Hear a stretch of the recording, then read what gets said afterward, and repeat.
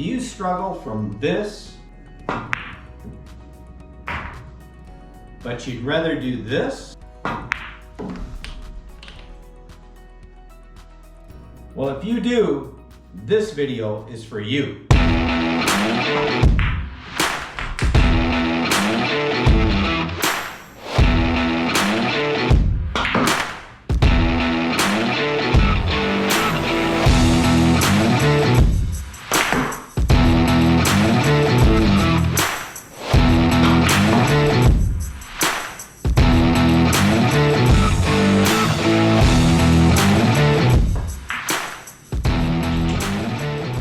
Hello you great pool players, Ron here. Welcome once again to the Pool Student Channel, and thank you very much for watching, everyone. You know what?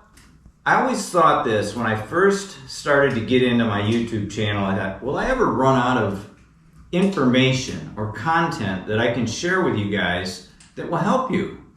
And I got to thinking about it, and as I look back through my evolution, there was a shot that kind of gave me grief. And it took me a while to get it figured out. And that is a cut shot down the rail with spin-induced throw to get position back away from that shot. I'm going to show you that right now. And I think that you're going to relate to this one for sure. We've got to get by this. We've got to get better at this. And this will really improve our game. So without further ado, let's look into it. Okay, here's the exercise. Put your 8-ball, one ball width off the cushion there at the second diamond. Put your cue ball in the center of the table and put your 9-ball as your target, one diamond out and in the center of the table. Only shoot from the middle of the table. Do not bring your cue ball back and work on those shots until you've mastered the shot from the middle of the table. You're going to try to predict how much throw is going to be put on this 8-ball in this case with the speed and the spin you're putting on a cue ball to get the cue ball to be in position for that 9. The misses that you make are going to help you in your mind. You're going to get feedback as to what you did wrong, and that's going to teach you how to make this shot. So we're going to step into the shot line. We're going to make a nice, easy, low left stroke.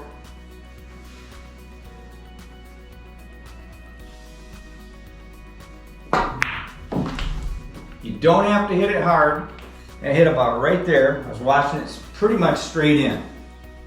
That's perfect. But notice how I just hit it nice and easy. I don't hit it too easy because if I back off the stroke, I could scratch over here. I want to make sure I maintain the spin that I just applied there. So now let's take a look at what happens if we let off the stroke with that kind of a spin. And this happened to me a lot, you guys.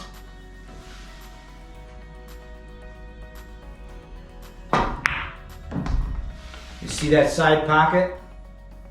That's what happened to me. I was in the side pocket quite often. I got a little bit lucky there, but I'm still on the cushion. This is not an easy shot. Because I didn't trust it, I didn't stroke it, I backed off, boom, I'm way down here. Many times I've scratched on this shot.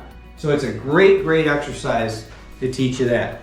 Now, let me show you what can also happen here. This is hard for me to miss now because I used to do it all the time, and now I'm so used to making the shot that I subconsciously aim at it right.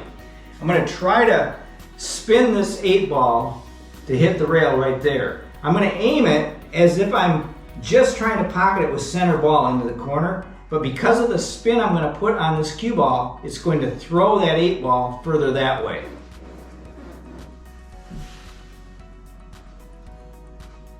And notice I backed off there to kind of stress that so you could see it.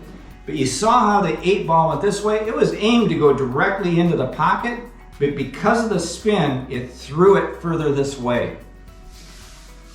You'll miss like that. I guarantee you will. And that's going to then give you that understanding, okay, man, I got to aim that. What you're going to have to do is you're going to have to aim the 8-ball in this case more at the rail, not at the pocket. So you got to predict how much throw is going to be put on that ball. Okay, now let's move to the other side of the table. Okay, we're at the other side of the table, and I'm going to go ahead and shoot one shot here, and then we're going to move the cue ball. Same shot as the other side. Try to get position on the 9.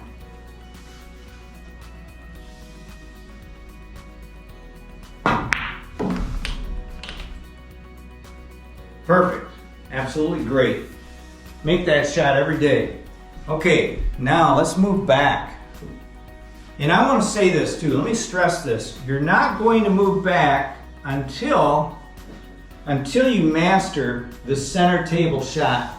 Because if you do move back, it's going to confuse you, it'll frustrate you, but more importantly confuse you as to what's happening with your speed and your spin and how that throw is occurring from that speed and spin on your object ball.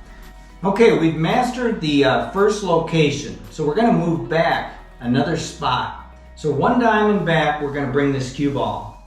This is the beauty of this exercise. It's a 3-part exercise actually, because this is step 2, but we're also going to come back to here, which is step 3. But for now, let's go back to step 2. Keep your cue ball in the line with the 2 corner pockets diagonally, because the initial shot was to the center table, but look at this.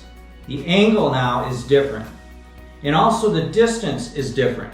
So there again, this shot becomes more difficult, but it gives us more insight as to how we have to aim at that object ball and predict the spin-induced throw because of the spin that we're putting on a cue ball to come all the way back here for this 9.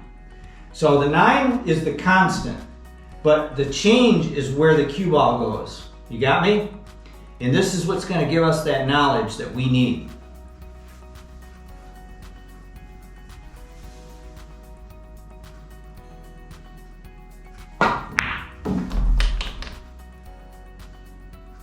That's nice right there.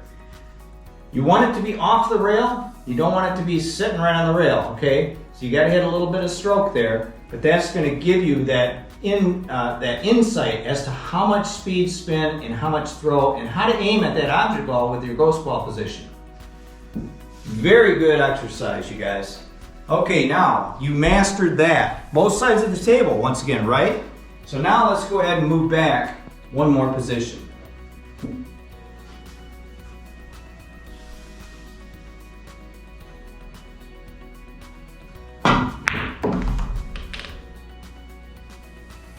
And that's perfect.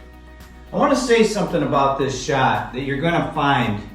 When you get all the way back to this position, you're going to have to stroke it so much more differently. Let me explain it to you. And that's a great shot right there. I struggled with that so bad, you guys. The further I got back, to hold the cue ball on this side of the table was so difficult for me. I kept wanting to run into the 9. I was over-stroking it. And what helped me was, rather than hit hard at the shot, I instead slung my wrist like this. So a little flick of the wrist. And that's what got this cue ball back here.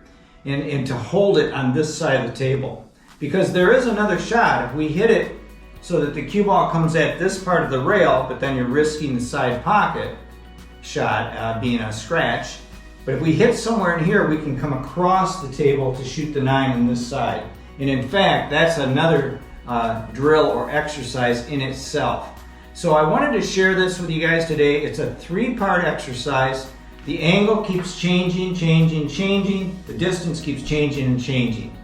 Once you master every one of those positions, I will assure you, your game is going to be that much stronger. Thanks for watching, everyone. Till next time, like I always say, keep on practicing.